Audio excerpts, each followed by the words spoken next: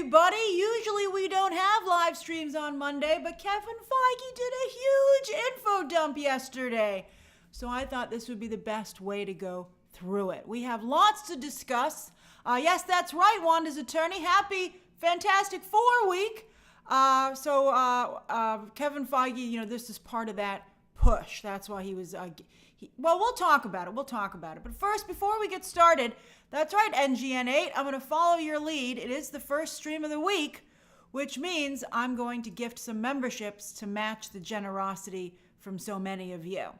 So on special occasions, I'll do more, but I'm doing 5 today. Hey, Devin, I do 5 every week. Okay, all right, so what we're going to do is I'll be keeping an eye on your questions and comments throughout, and then at the end, I'll leave room for you guys to ask me, a Q&A. Hey, Cat Shack, thank you very much. All right, so I have 2, the review embargo Fantastic Four lifts tomorrow at noon. All right, so I have 2 different chapter times, okay? The first one is, just generalities, and then we'll dive into the nitty gritty of it, okay? All right, so here's the first little section there. Woo, yay, woo. All right, so James Gunn. Why are we talking about James Gunn in a Marvel video? Well, James Gunn, no matter how you might feel about him, I think is extremely influential in the space, and he's affecting how Kevin Feige operates. I don't know if Kevin Feige should allow that.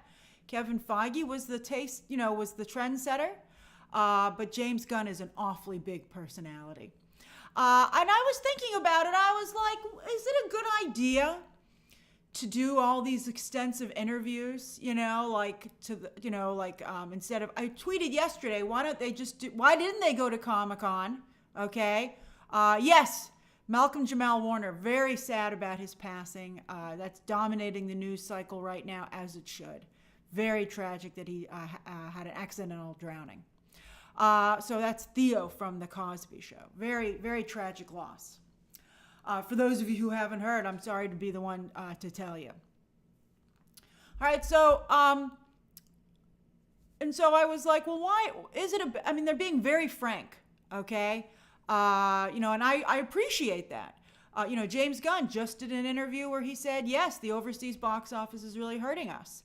And Kevin Feige said in his interviews yesterday that, they made a mistake. They had too much content. They asked too much of the viewer. And he was very, he acknowledged those issues.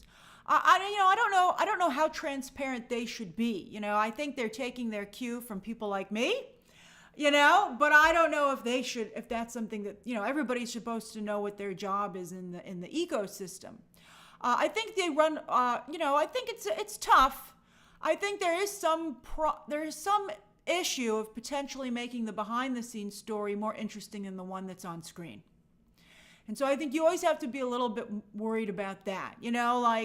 It's always fun. Sometimes people don't want to know how the sausage is made. Sometimes they shouldn't know how the sausage is made. So I think, that's an issue. And I agree with astronomy that a lot of it just wasn't good enough. Feige even said that WandaVision and Loki were 2 of the best stories they've ever told. And people are like, yeah, when are you going to continue them?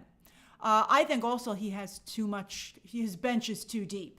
He has too much story to tell. It's impossible to tell how many characters that he has. But then also the other issue that I think arises from the way James Gunn has shifted the way this news is shared is that they're not talking to the fans anymore. They're gatekeeping it through the press. And, James Gunn started this with these meet and greets with a group of press. And Kevin Feige, instead of, I think, doing interviews in the junket, seems to have done this, have everyone come and sit down in his office. Well, select press. And I really miss the days, remember back in the day when Kevin Feige did that wonderful presentation? It was in a theater. And yes, press were in attendance, but they live streamed it.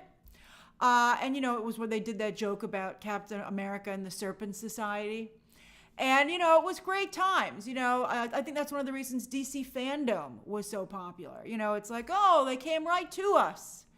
I think, Phase 3, yes, thank you. I mean, it was just really incredible. And I think that, that was going directly to the fan. And I think filtering it through the press, I know that fans can be aggressive, but it's just something that they're going to have to live with. I think it's a mistake to do it through the press in that regard. I mean, we'll see. Also, nothing trended from these announcements yesterday because it was just like buckshot. It was just too much, instead of a structured presentation that, with graphics and, things for people to talk about. Okay, so Kang, yes, Kang trended, Tyler, because nobody believed what he said about Kang. I didn't include that because it was so stupid, but I guess because you brought it up. He said, oh, we knew Kang wasn't going to work before Quantumania even came out. And you're like, but then why was there a post-credit scene about the Council of Kangs at the end of Quantumania? So I think that's why that trended. Everybody just was like, that's ridiculous. How stupid do you think that we are? Okay. All right. So I do think that what's another interesting and unfortunate side effect of this is that Comic-Con has been seriously disrupted. I know that, Comic-Con maybe isn't the best run event, but I do think that it does real good. Like everybody said, oh, we killed E3 and now we're going to kill Comic-Con. The Game Awards is just as merged as the new E3. So there's always it's always nice to have an event where people can present and it's kind of a celebration. And that's what Comic-Con is. That's the NGN8 misses E3. I think E3 did real good for the industry and they shouldn't have killed it. And Comic-Con, San Diego Comic-Con is in San Diego. It's just, you can take a helicopter there from Los Angeles and be there in under an hour. And so it was not particularly expensive, for the studios to present there. So I think, both of them should be presenting at Comic-Con. But unfortunately, they had movies to promote right beforehand. Now, here's a crazy idea. Why didn't they do it the old way? Because, that's what happened. Thank you, Giancarlo. That's very generous of you. So Superman came out at the beginning of July, and now Fantastic Four comes out, basically the day that Comic-Con starts. So why don't you just promote the film itself and save all these little tidbits for Comic-Con? James Gunn could have just talked about how great it was making Superman and focused everybody on the movie that was coming out. Same for Kevin Feige. They managed last year to have an incredible ad campaign and press tour for Deadpool and Wolverine and still have an incredible presentation that I even felt undercut Deadpool and Wolverine with the reveal of Robert Downey Jr. as Doom. Although Mika says they're afraid of getting booed. I'd be really surprised. I mean, maybe. You never know. The problem with Hall H is that it's not just full of your fans. Hall H, once you get into Hall H, you have to stay there all day. It has its own bathrooms. It has its own food. Because once you leave Hall H, you can't get back in because there's people still waiting. So what happens is that for Hall H presentations, you have a lot of people in the room who are potentially waiting for another panel and just have to sit through yours.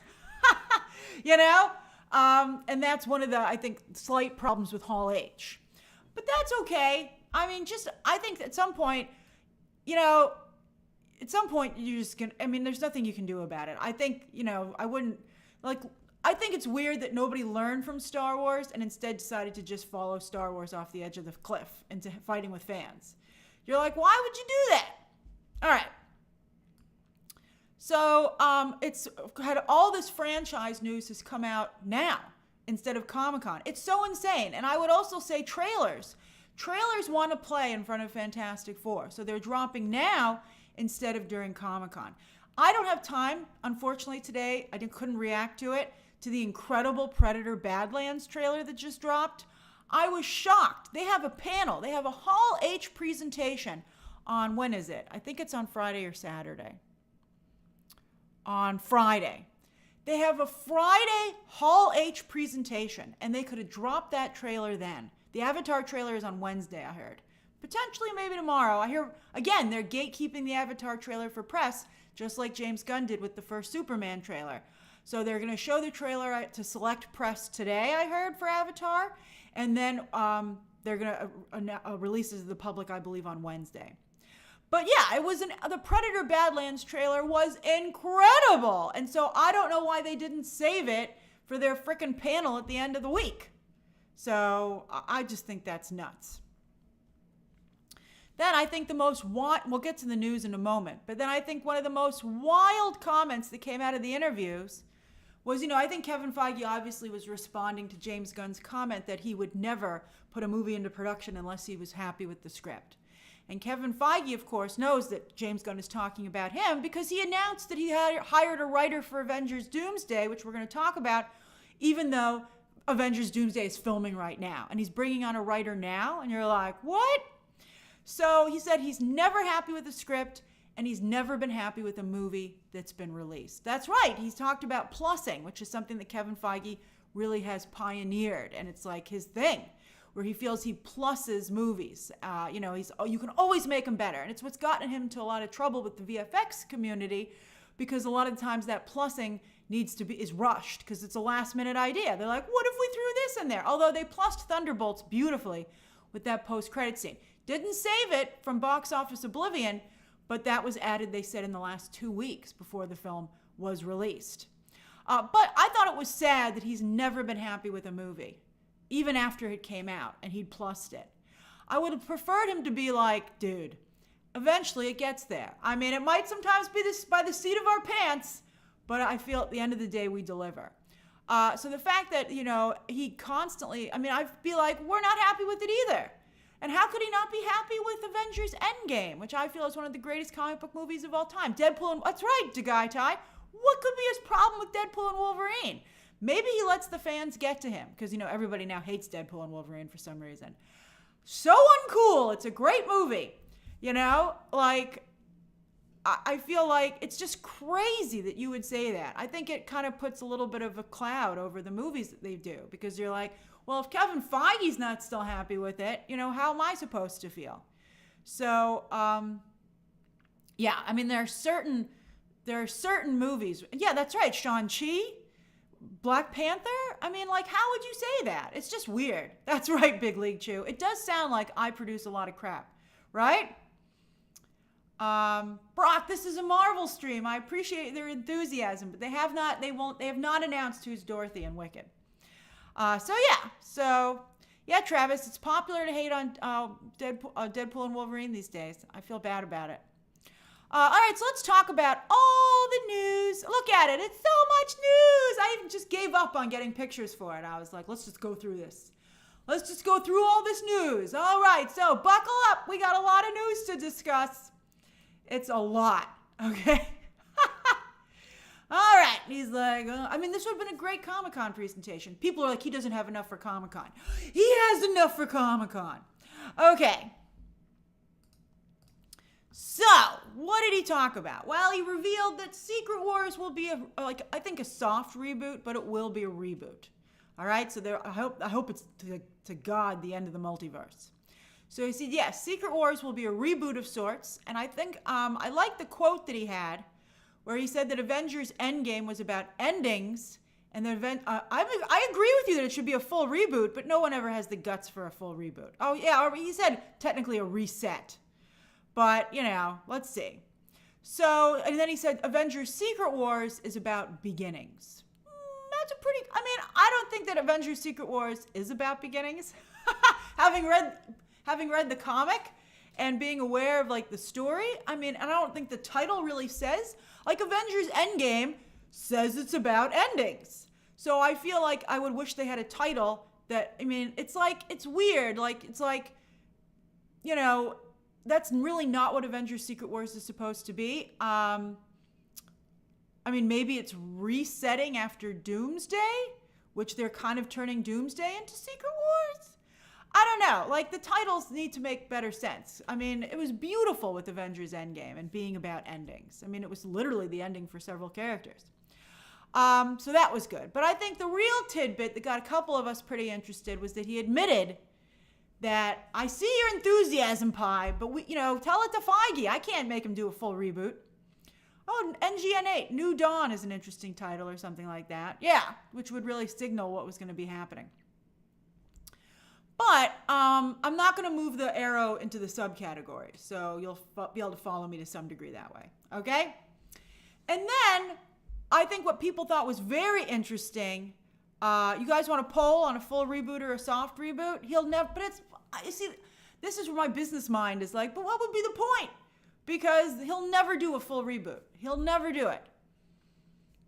Because there are characters that still are starting, you know? Like he just said that Chris Hemsworth could play Thor for a couple of more movies. So he's not recast, so he can't do a full reboot. Okay. So I guess I will move the arrow. All right, so we talked about those two things. Then he said he knows he's going to have to recast. He's like, it's going to happen. He's like, I'm going to have to recast Tony Stark. I'm going to have to recast Steve Rogers. And you're like, what? I mean, let's see. He said, look, they're looking for a new James Bond as we speak, and David Corenswet just debuted as Superman. And, you know, I think it went pretty well. I think it would be very weird to recast actors and then other ones are not recast. I mean, I don't know. That's kind of what James Gunn is doing, but I think it's a little bit of a mess. You know, I think you do need to do a hard reboot. And that's, you know, they're not going to bring over, you know, previous James Bond characters and actors, at least I don't think, you know. So I think that the way they handled the Black Widow situation was great. You know, Natasha Romanoff's still dead, but now Black Widow is Yelena Belova. And just come up with another Russian name. I mean, just keep going. I mean, that works for me. I mean, I would prefer passing the legacy. It doesn't always work, you know. I mean, I think they've had a tough time passing the Captain America and Iron Man legacies. Although, of course, that's because, unfortunately, you know, it's a complicated discussion about, you know, race bending. I mean, but it's not. They're not race bending the characters. You know, I think that Miles Morales is a great example, but Miles Morales coexists with Spider-Man, which is one of the reasons I think that works so well. But it's, you know, and T'Challa is going to just be his son, all grown up, clearly, T'Challa Jr. Then he's just going to get stuck in a wormhole like Jonathan Kent did and come out an adult so they can use him more aggressively. It's hard, you know, legacy, but I think, I don't know. I like the way they did Black Widow, but, you know, the movie didn't do well. So I guess it didn't work well for other people because they didn't go and see it. Although not a lot of people went and saw the first Black Widow movie. You know, Thor's done. I think it's difficult when you gender bend and race bend the character with the shift. You know, I think that's maybe where they run into trouble. I mean, you know, they very much, you know, Yelena Belova has a lot of similarities. You know, it's you know, feels very similar. Let's just say. Whoo! I can see why Kevin Feige is having trouble. All right, I was like, how did I get in this conversation? But yes, I do not think it would be a good idea for Thor. I mean, Thor does have several daughters in the comics, 3 daughters to be to be specific, and she does they're great, but they've never been Thor replacements. So I think, you know, I don't have a problem with Thor having I have a problem, by the way, with every single character in the MCU having a child right now. I think it's weird. I think it seems forced. You know, are they all going to go pick up their kids at school and the Avengers are going to become a PTA group? You know, like, that's not great. So I would not change. I wouldn't try and say, here's the new Thor, it's Thor's daughter. I think that it would be very, very poorly received. Okay. All right, so we'll see what happens. All right, so then what else did he talk about? He talked about Fantastic Four, obviously. And the first thing he said was it's a no homework movie, which is actually incorrect. It's the start of a new homework assignment because the Fantastic Four are going to be crucial, he's making it clear, in the story going forward. So he's like, hey, I'm giving you a pass on all your homework so far, but now you have to start reading from this point if you want to be able to follow the story from this point forward. So that, I think, you know, so I think it's a little bit, you know, it's a good soundbite that this is an entirely new story. Sean says it's a jumping on point to a degree, but then the Fantastic Four are going to roll into the MCU, and so you're still going to feel lost if you haven't been following all the MCU stuff, you know? So That's right, Eric. I don't mind fun homework either. And I think that Marvel's big problem is they made the homework stop being fun. Right? Okay. So he said it's a no homework movie. He also said this is the start of Phase 6. But Phase 5 isn't resolved. So it's weird to say, hey, we're starting a new phase, right? But then you're like, but you still, this is actually finishing up the story of Phase 5. So you can call it Phase 6, but it doesn't have a clear break, and you're finishing up several storylines from Phase 5. So I don't know what you're talking about. So maybe they should do, some of you are saying maybe they should just do away with phases because they don't make sense anymore. And then what I thought was interesting, and I don't know why he gave this away. That's funny, Loy. No more phases, says Wanda. If only she could, but Elizabeth Olsen doesn't want to apparently be anywhere near this stuff, which is sad. It's like they broke her like they broke Margot Robbie with Barbie. I was at Disney World. They had a Wanda Christmas ornament, which made me very happy. All right, so the Baxter building they revealed will be in Doomsday. They said, you see that kitchen table that they're sitting around in the Fantastic Four movie? Well, Kevin Feige said MCU characters are going to go into that universe, and we're like, didn't Galactus eat it? Wait a minute, I guess now it just occurred to me, I guess he didn't eat it. I haven't seen Fantastic Four yet. What? Did they go maybe back in time, maybe? Like, I don't get it, like, we'll see. But he said, so the MCU characters, some of them are going to go into the Fantastic, so then is Doom the Doom in this world? And then why isn't he a bigger part of the movie? Where has he been? Because he's already scarred and wearing a mask. So so that doesn't make any sense. That's weird. But he said yes. He just said several MCU characters are going to go into the multiverse universe of the Fantastic Four, and they're all going to sit around the Baxter building kitchen table and talk there. And I'm like, oh yeah, I remember those talking scenes, like when they have little, discussions. That's right, Mika. I don't know. I guess there's no Avengers Tower in this universe, so they'll operate out of the Baxter building instead. I mean, I guess it'll make sense. I guess he really just wanted to paint the picture of them all being around that kitchen table. But I think we're all like, what? Although, by the way, Matt Shackman clarified and said, that's right, Sophia, my brain hurts too, by the way. And I do this professionally. But yeah, now I lost, I brain freeze, but yeah, so everyone's going to be around I like those discussions where they would be like, oh, hey, what should we do next? And usually involved a lot of them yelling at each other and, saying your idea is stupid or you're not doing enough for the team. But I enjoy those scenes. I think it is a moment for some character development, or at least getting to know the characters a little bit better. But I wouldn't have given that away. Banter, Sean, that's right. That is Hollywood speak. That's the Hollywood word for it. Banter. Well said. All right, I'm not quite sure how this is going to work. I thought the Fantastic Four were escaping their universe, so I don't know how they're going back. We'll see what happens. Okay, then yes, we were all absolutely devastated that somehow Michael Waldron has returned. To borrow the line from Poe Dameron in Star Wars, how the heck did Michael Waldron get back on a project? It must be not going well. If they're like, maybe Michael Waldron can fix it. And then you're like, but he couldn't fix his own project. And you might be like, well, hey, maybe Michael Waldron's really good at like connecting threads and like doing all that connectivity. And you're like, he couldn't even be bothered to watch WandaVision or read the scripts before he did the sequel. So I don't know how good he is at that.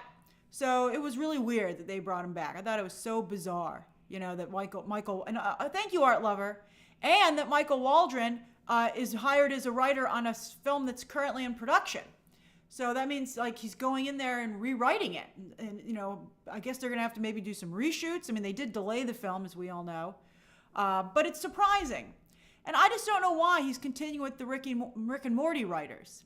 I think we all feel that the Rick and Morty writers have caused considerable damage to the MCU in several areas. So I think that's really frustrating. I guess, it feels like he's not, like, sometimes it feels like they're listening, and sometimes it feels like they're not. And this is definitely a moment where you're like, did you not hear everything that people said? Right? I mean, he got very distinct feedback from his fan base. All right, then next, this was pretty devastating. Pour moi, Young X-Men confirmed. They're going with Young X-Men. Now, I'm very disappointed in this. Like, eventually, in 20 years, in 10 years, we're going to get the X-Men we all know and love. And you're like, oh my God, what? I mean, it's really tough. He said, he didn't specialize on how young they're going to be, but he said that the school, it's going to be very focused on youth-centric, and it's going to be very much about them being young. Like, that is part of the story. Maybe to differentiate them from the Avengers. I mean, I'm just pretty disappointed in it. I mean, I'd love it if they were in their late 20s. That would be great. I think he means that and some of you pointed out, I mean, well, one thing I want to say is that Jake Schreier, he did confirm it. Jake Schreier, who directed the Thunderbolts, is definitely directing let's just call it Young X-Men, is definitely directing X-Men. So Jake Schreier is confirmed. And I have mixed feelings on that. I hope that Thunderbolts was his X-Men, and X-Men would be his X2. You know, it takes a little bit of time for directors to get a handle on movie making, and you know, I think it was a mistake this year for all the Marvel movies to have streaming directors, and so maybe Jake Schreier will really be able to do a great job with his follow-up. So yeah, some of you pointed out that, hey, it does sound like Gen V morphed. I mean, I think that's another problem for both Marvel and DC, and that's that The Boys and Invincible, basically Seth Rogen's company, who produces both of them, are doing such a good job. Seth Rogen in the superhero space is just on fire, and they're able to do things that, you know, X-Men, I mean, Marvel and DC can't, because they're owned by major companies and they have a lot of stuff relying on them.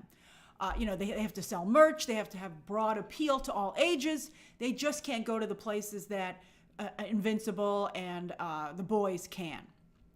The Boys, I think, is really is just growing so much in popularity. It's really exciting to see. I remember having to beg people to watch that show when it first came out, and now it's getting to be almost as big as Marvel and DC.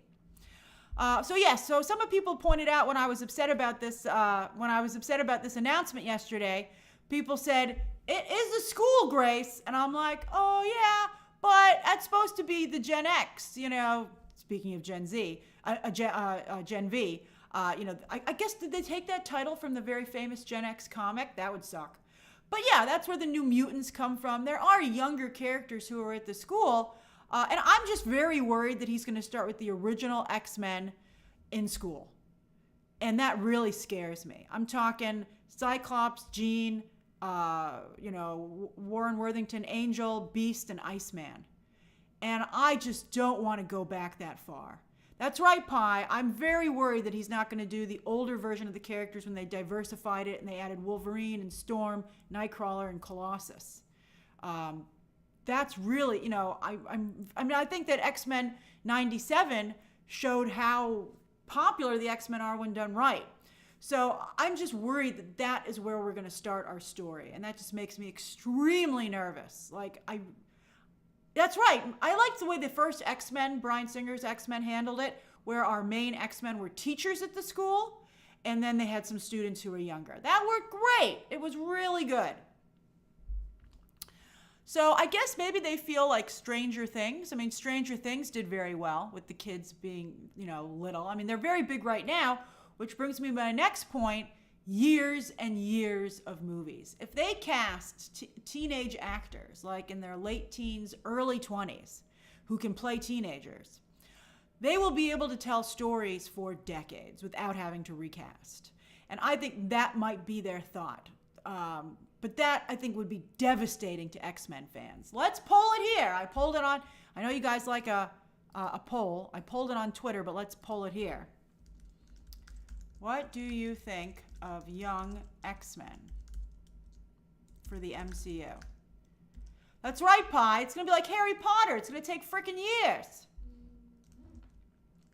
Let's try it. This is what I did. I'll try and do different answers than I had. Love it. Follow the comics. Follow the early comics. I want current X-Men. I want current, older X-Men. And then, boo. We just talked about getting booed.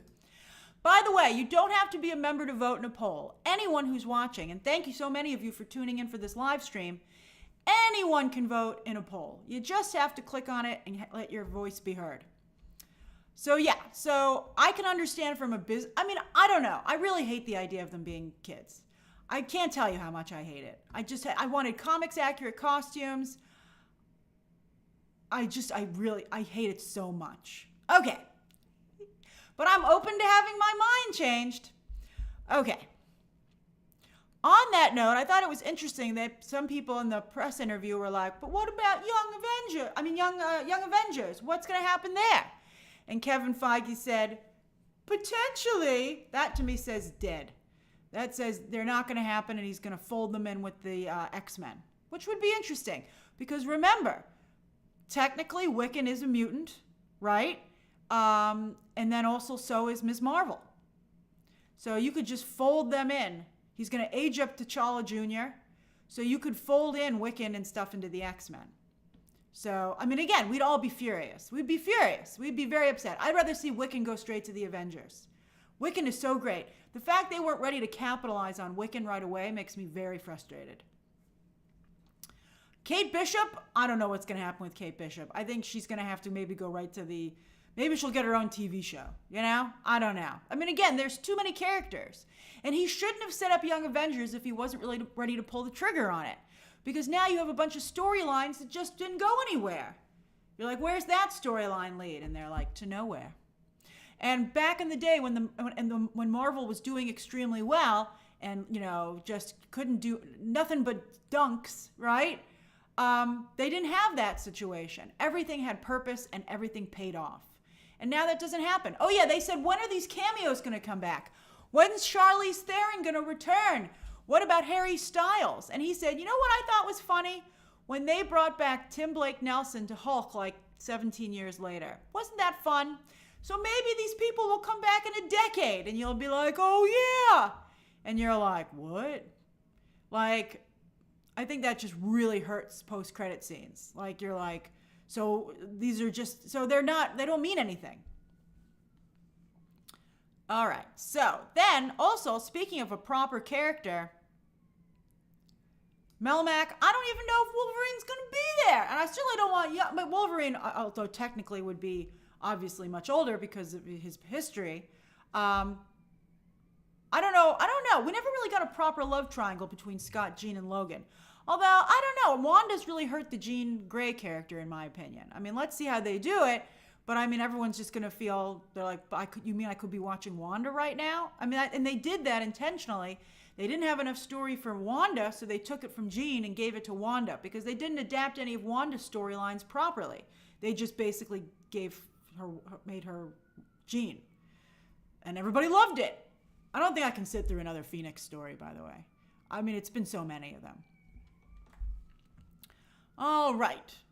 Vincent P. says, as time goes on and the Holocaust survivors, well, the Holocaust will always be remembered and should always be remembered. You should never forget history or you're doomed to repeat it, which is a very famous and important and true saying. But I've always been okay with changing Magneto to represent a different atrocity. However, I think it's been made pretty clear by a number of fans that would be very poorly received. Just like they're very upset about, Black Panther is supposed to represent very specific things as well. So I would not change it. I think that it would be too harmful and offensive to the people who feel really good about the representation that Magneto has offered. And I still think those stories are compelling. Like, look what X-Men 97 did. It's too bad what happened with Beau DeMayo because he really gets the X-Men. It's a real shame. And I wish they could find someone else who understands the characters to that degree. All right. So Speaking of getting a character done right, finally, Kevin Feige says that yeah, that's right, Pi. You know, Bo DeMayo's not a victim. I mean, that's a legal situation. We can't speak on that. Maybe he'll get his day in court. We never know. All right, so proper Spider-Man with Tom Holland. It's been years. When did Homecoming come out? Let me even check. Let me get the right date. 2017. It's been almost 10 years. Oh my God, that's so long. 10 years almost. And probably 10 years, but the movie's supposed to come out in 2026. So yeah, that's crazy. That's nuts. That's so crazy. So yeah, so we're finally going to get a proper Spider-Man. And I'm worried that that's going to be what happens with X-Men, that it's going to take like 9 to 10 years, a decade to get proper X-Men stories. And you're like, but I'm reading the good X-Men stories now. And I think, all the Spider-Man movies have done extremely well. So there's certainly no complaints here. But I think it has been frustrating to many of us that Spider-Man has been a kid for so long. This guy's been in high school since Tobey Maguire played him. And Tobey Maguire, by the way, was not in high school when he played him. And I think we're all like, where is the Spider-Man that we read in the comics every week or every month? So I'm glad we're finally getting that, right? So he's going to have street-level crime. And Kevin Feige said be by himself. Does he mean like be by himself and that like he doesn't have a Marvel assist? But he does have a Marvel assist. Because Punisher is going to be there. Although Kevin Feige just got done saying that he doesn't want to put characters from the shows in the movies because it's confusing. And you're like, well, then what about that guy? What's he doing over there? Jorge says, Grace, how is a street-level Spider-Man? Wasn't Sadie Sink rumored to be playing a multiverse character? Maybe he meets her on the street. I think Kevin Feige's clearly just thwipping stuff out there. That's hilarious. Is Punisher popular, Sophia? Daredevil Born Again did horribly in the ratings.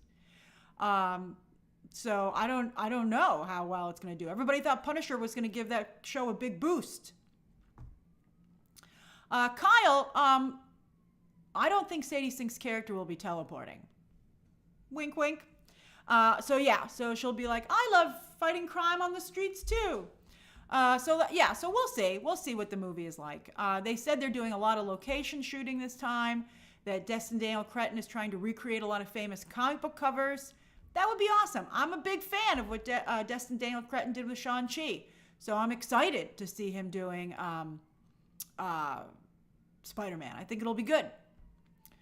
Let's see here. So that's what's going on with Spider-Man. He's finally going to be Spider-Man that we all have seen in the comics for decades at this point. He hasn't been in school. I guess there was Ultimate Spider-Man. Oh, yeah, I didn't close the poll. Thanks, Charles. All right. So the poll says, what do you think of young X-Men for the MCU? 41% of you want current older X-Men. 38% of you are on board. That's pretty good. That's almost equal. But then 20% of you hates it. You just hate the idea. I guess I could roll you in with you want current older X-Men. Yeah, it's going to be an uphill battle. They'd have to cast the crap out of that for us to be like, okay. But I'm pretty upset about it. As a big X-Men fan, I don't want to see them in school. I don't even like reading those comics anymore. I'm just so far ahead in terms of X-Men storylines. And I've already watched the Fox movies. And I thought what they did with Wolverine and Deadpool and Wolverine was amazing. And now I'm going to have to go to the beginning again. It's just very demoralizing. All right, so yes, he gave an update on Blade, although apparently he hasn't been talking to Mahershala Ali about it, who wouldn't say anything on the press tour for Jurassic World Rebirth. Basically, Mahershala Ali was like, I'm tired, man. I don't want to deal with this anymore. So he just said, go ask Marvel. So they did. So they said, Kevin Feige, what's happening with Blade? And he said, we finally settled on a setting. We're going to be doing modern day. They said we did a whole bunch of different ideas. We sold our costume. He made a joke about, well, we couldn't make Blade because we sold our extra costumes to Sinners. And I'm like, I don't know how funny Ryan Coogler is going to find that joke, but go ahead. So yeah, so modern day setting. And then he said, Eric Pearson is scripting. Eric Pearson is a writer, one of the writers on Fantastic Four. He's been doing rewrites, uncredited rewrites on Marvel movies for decades. And he worked on Thunderbolt, so he seems okay. I mean, I don't know. It's hard. I feel bad that there aren't a lot of great screenwriters anymore, at least that we know about. I guess because Hollywood has become such a business. You know, like I miss the days where you would be confident when the screenwriter was hired and you'd be like, oh, that person's great. But now you're like, well, let's see how far it gets and how much they're rewritten and stuff like that. So yeah, congrats to Eric Pearson. Good for him. Although we do know about Michael Waldron. And yeah, Christina Hodson, who, you know, they never talk about anymore. Hey, Chris Channel. Never talk about Christina Hodson. Wasn't she supposed to be part of James Gunn's, like, inner circle? I wonder what happened there. All right. Then also he talked a little bit about Miles Morales. They said, what about Miles Morales? What are you going to do with Miles Morales? And he said, Sony told me to lay off until the Spider-Verse movies are done in animation, which I totally agree with because, you know, you don't want competing Miles Moraleses. That movie has been pushed, I think, till like 2027 or something, right? So it's taken a long time, but I don't think I think Kevin Feige's nuts if he thinks he's going to be able to do Miles Morales first. So I'm sure Amy Pascal and Sony are like, are you nuts? We're getting him first. We're introducing him in a Spider-Man movie. So you can get him eventually, you know, but he's going to appear in a Spider-Man movie first. And that's very exciting to me. I hope they get it right. The casting for Miles Morales is so crucial that this thing could be DOA. They need someone who is Afro-Latino, and that's crucial. And I think it's really, really important to the character. This, just like I feel very strongly that Damian Wayne should be at least partially Middle Eastern. The actor needs to be partially Middle Eastern. I feel very strongly about these things. Very strongly. But we'll see. We'll see who they end up casting. It's going to be a very coveted role. And you better believe that Sony will be leading that charge. I don't know. I think Tom Holland's been very successful as Peter Parker. And so they did, you know, Amy Pascal's the one who wanted him. So I hope they can get somebody as good to play Miles. And it's good, you know, Miles will be the younger version. So that's great. All right. Travis, you're saying you want a Spider-Man and Human Torch film? But they look exactly alike. And also, Joseph Quinn looks like Tom Holland meets Robert Downey Jr. I think it would be distracting. You'd be like, which one are you? All right, then, so that's what's going on with Miles Morales. If Austin Butler was Human Torch, that would be great. But he's not. He should have been. Okay, then, he said he is talking to Ryan Reynolds about coming back somehow as Deadpool. I hope so. I really love Deadpool and Wolverine. I'm glad you made it, Nathan. I love your enthusiasm. I loved Deadpool and Wolverine. It's a great freaking movie. I think that Ryan Reynolds really understands how to lock things down. You know, right now we got James Gunn and Kevin Feige all over the place. But I think that it's such a shame what happened to Ryan Reynolds. You're seeing all these actors being taken down by the drama of their less successful wives. And it's just insane, like, to see this happening. I mean, what happened to Ryan Reynolds should be studied. It's just shocking. Shocking, shocking, shocking. So, let's see. You guys can easily figure out who else had that happen to them. But, I mean, I'm just shocked to see what happened to Ryan Reynolds. It's as bad as what happened to the other individuals. It was that much of a... And I really hope he can come back. I really hope he can. Let's see. We'll see what happens. It's bad. But I would love for another Deadpool movie. Definitely. And then, of course, Hugh Jackman's Wolverine. How can you watch the Deadpool and Wolverine conversation in the car where Wolverine just really lays into Deadpool and the fight that ensues and not feel that's an amazing film? That monologue that Hugh Jackman delivers, plus the Wolverine montage in the beginning, which made me geek out so much as a fan, like I was just like going nuts when with that all the Wolverines. I was like, I can't take it. Ryan Reynolds, go easy on me. You know, it was amazing, and Ryan Reynolds knew to do that, and Hugh Jackman was able to deliver it. It was just incredible. I think they have to come back for sure. That might be one of the reasons you don't see Wolverine right away with the new X-Men, because they're going to definitely keep Hugh Jackman around for, as Ryan Reynolds said, till you're 90. I think as long as Hugh Jackman is, unless he like forcefully retires and refuses to pick up the phone and doesn't need money anymore, he'll be coming back. But they're still having conversations. That's right, Ben 10. I would love to see Tobey Maguire and Hugh Jackman in Secret Wars. But it sounds like maybe that's not what the movie's about anymore, which makes me sad, right? I suspect you might be seeing Tobey Maguire, but I'm not sure. I think you'll definitely be seeing both of them again, but I'm not sure in which property. Mark, you don't want more Hugh Jackman? Are you kidding me? Look at the shape that man was able to get into. I mean, it was amazing. And now he's singing his heart out at Radio City. What a king. Okay. Deadpool and Wolverine was great. All right, does anybody have any questions? Let's see, we're doing well on time here. Oh, look at us. We're doing great. All right, let's do a good 10 minutes of questions.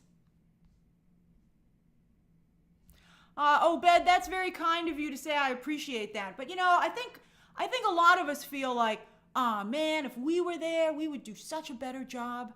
But I think, don't underestimate the problems that the company creates, right? Look what's happening with the Stephen Colbert situation, and you see that in other areas as well. I think don't underestimate the damage that someone higher up than you can do to you if you're stuck within a machine,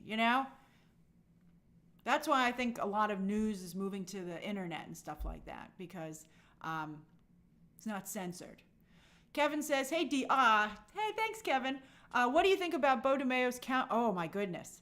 I like how you set me up with such a nice, hi, Diva. And then you're like, ooh, you want to dive into this, Grace? I don't want to get in trouble, man. I didn't see Bo DeMayo's counter narrative about Feige's interview. And I'm sure Kevin Feige is spinning like crazy. I don't need Bo DeMayo to tell me that. I can see the dance. I don't know. I would advise Bo DeMayo just to go and create something new. You can't make a career out of hating on Marvel. I mean, some YouTubers might say that that's not true.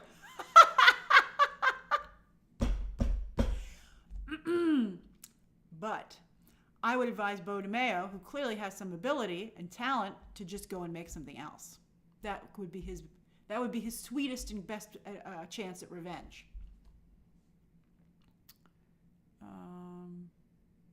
Another Wanda Stan says, Grace, would you ever make a video about the characters introduced post-Endgame that we'll probably never see again?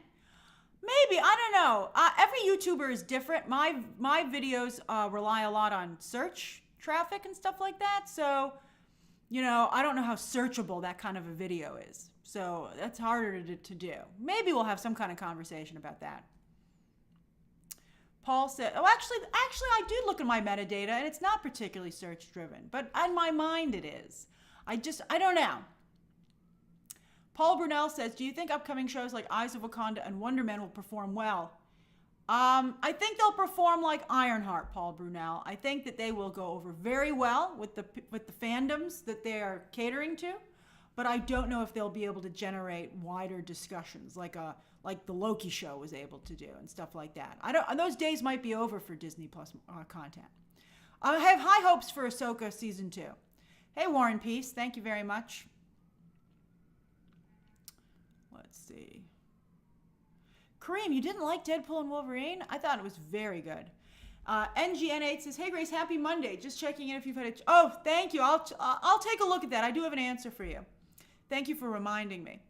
Mexican 8 Nacho says, hey, Grace, it is long time no chat. Good to see you. Do you think Feige can cash all those checks he's writing? Finally seems like a lot. I don't think he can cash all these checks. That's the downside of giving full access, because they ask you a billion questions and then you make look at all these checks. This checkbook's empty. That's right. Disney will just print him a new one. But yeah, it is. I mean, I think that buying Fox actually was probably one of the worst things that could have ever happened to Marvel. I mean, we were very excited about it at first. Although, ironically, maybe one of the best things that could ever happen to the Fox content, because it's on fire right now with Alien and Predator and all that stuff and Planet of the Apes. But it's too much. I think he should keep X-Men. He should keep X-Men separate and Avengers separate. These should be separate universes that maybe one day would do a crossover movie. and just the way Spider-Man is. And these should all be separate to them for the most part. And maybe that would make it more manageable. Them all being in the same toy box is a mess. Steven says, Kevin should remember the OG X-Men were not successful to the point X-Men comics went away for years. Oh, that's true, Steven. Okay, so Steven's pointing out that the X-Men weren't the popular brand that they are today until they rebooted with Jim Lee and Chris Claremont with that iconic X-Men #1 cover with Magneto and Cyclops blasting him, the very famous cover that they always show. And that's very much what X-Men 97 and the Fox animated series back in the day were based on. That's true. Just like Batman wasn't really popular to the degree that he is today until Frank Miller rebooted the character with not only Year One, but The Dark Knight Returns. So yes, I do think that I think that being comic book fans has been very beneficial to Kevin Feige and James Gunn, but they should never go full comic book nerd. Never go full comic book nerd. And I think that that's something they're both in danger of doing. Hector says he had good compliments for Ms. Marvel and Moon Knight. Well, what's he going to say? Well, I mean, I think that he can't criticize. I don't think you'll ever see him criticize a character. I mean, I'm surprised no one asked him about She-Hulk, interestingly enough. I really like She-Hulk. I feel I would not throw She-Hulk away. I really feel there's something there. She had everything going for her but the writing.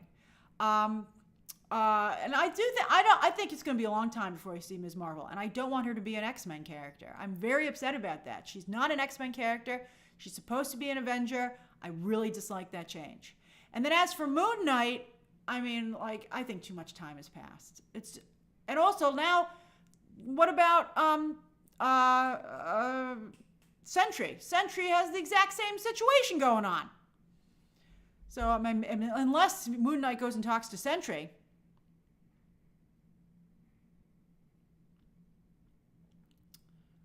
let's see.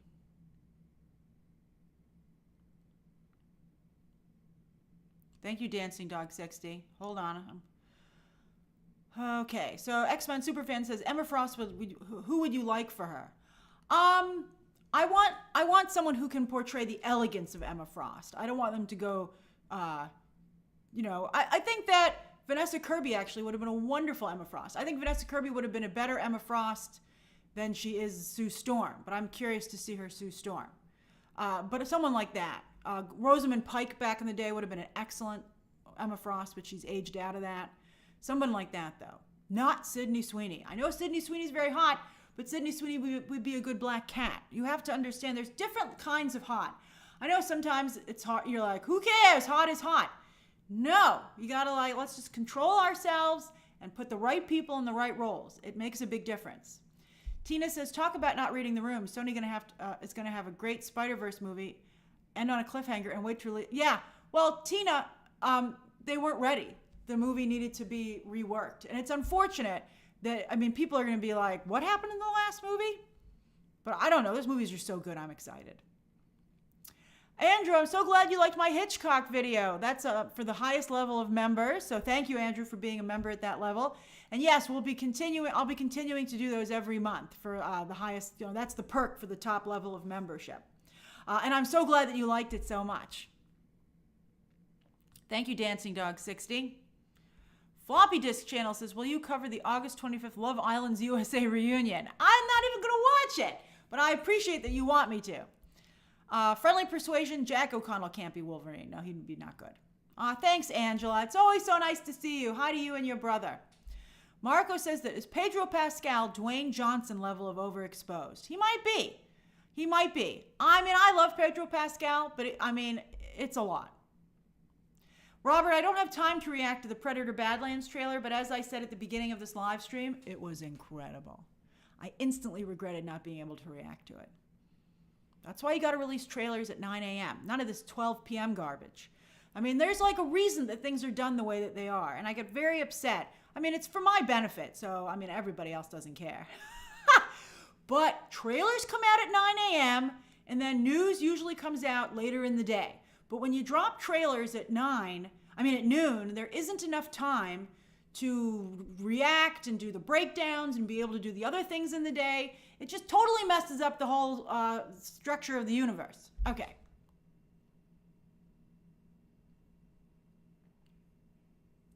Nathan says, out of all the rumors you have heard of the Avengers films that you can share, which one is your favorite?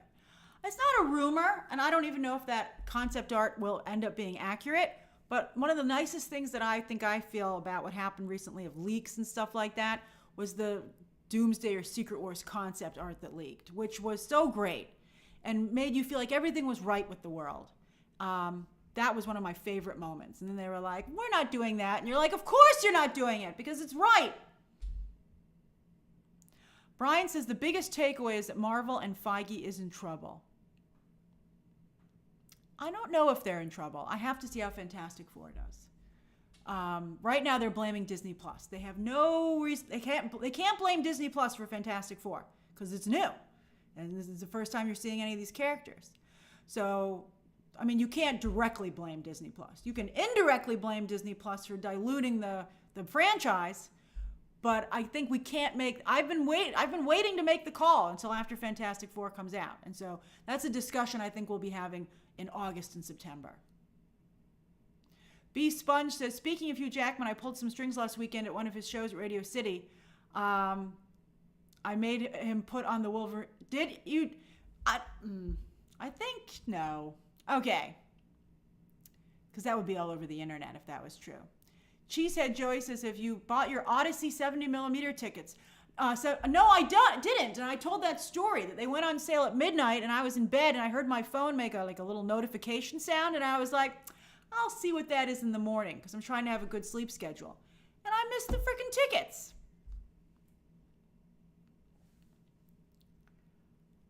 Let's see. Away says, I'm just excited. I loved Jurassic World and Superman, especially as a Palestinian. It was amazing what Gunn did. It was. I can see what people are saying about Superman. And F4 tickets are secured. That's great, Oasis. Yes, we're going to have a great time this week. Oh, I'm at 10 minutes. All right, everybody. I've got to get going. Thank you, Loy. Thank you very much. Oh, and let's see. Jesse. Hey, Jesse. Hello from San Diego. Just finished your Pride and getting ready for Comic-Con. Any upcoming mini reviews like for Megan 2.0 and such. I don't know about that. This week I'm really focused on Fantastic Four and then of course Comic-Con. That's going to be my week. Fantastic Four and then the coverage that can go after the movie comes out. I missed your super chat. Let me see here. Oh, Joe Haas says, I think the biggest problem with screenwriters is that they don't respect the rules of storytelling. But again, you can't definitely say that that's them, Joe, because another issue might be that they were rewritten and they don't realize that. So that's kind of a problem. Okay, how do I make this? Oh, this thing's not working correctly. Oh, there we go. What did I miss? I'm going to go back and see. Okay. Flying Art says, do you think Fantastic Four will pop, being that the MCU is not so hot right now? Well, I'll tell you this about Fantastic Four. No one that I know is willing to go see it. I convinced them all to see Thunderbolts. I was like, you gotta see it, it's great. And they were like, I'm not doing this anymore, Grace. And I was like, that's fair enough. I was like, I understand. So they're not going. So I think I'm curious to see how many other people are like that, who are like, I just can't do it anymore. David Kyle says, do you think Wanda will get to meet Polaris? I don't know if Elizabeth Olsen's ever coming back. And then the movie nerd says, Grace, I know pretty well, hear me out, the X-Men thing, you cheapen the comics part of, I'm not sure what you're saying. You're saying I should respect the beginning of the comics for X-Men? I don't care. I want what's going on now. And then movies, TV reviews. I see your thing here. Do you think that Sony would cast a Puerto Rican to play Miles Morales, considering the character is Puerto Rican? Well, the character is half Puerto Rican, half African American. And so I think that you need to reflect that. And Kareem says, Grace, we disagree about Deadpool and Wolverine and agree on She-Hulk. That's right. I'm glad we agree on that, Kareem. Justice for She-Hulk, indeed. And Barra says, well, I don't love it. The bare roster of Ultimate X-Men is the most ideal approach but they weren't kids either in Ultimate X-Men. No more, no kid. I mean, let's see. I mean, I'm going to have to just take it, but I'm not happy about it. All right. Thank you so much, everybody, for joining me for today's live stream. It's so nice to see so many of you in here. I know I was off for 2 weeks with live streams with the holiday and my vacation. I'm glad to see us picking up right back where we left off. There will be 2 more live streams for sure this week, and they will be on specific days. They will be on Tuesday to discuss the Rotten Tomatoes score tomorrow for Fantastic Four. And then they will be on Friday to discuss the Thursday night box office for Fantastic Four. So those will be the next 2 live streams. And then they will have other stories as well. All right, everybody. Bye-bye. Bye-bye. See you tomorrow. Bye-bye.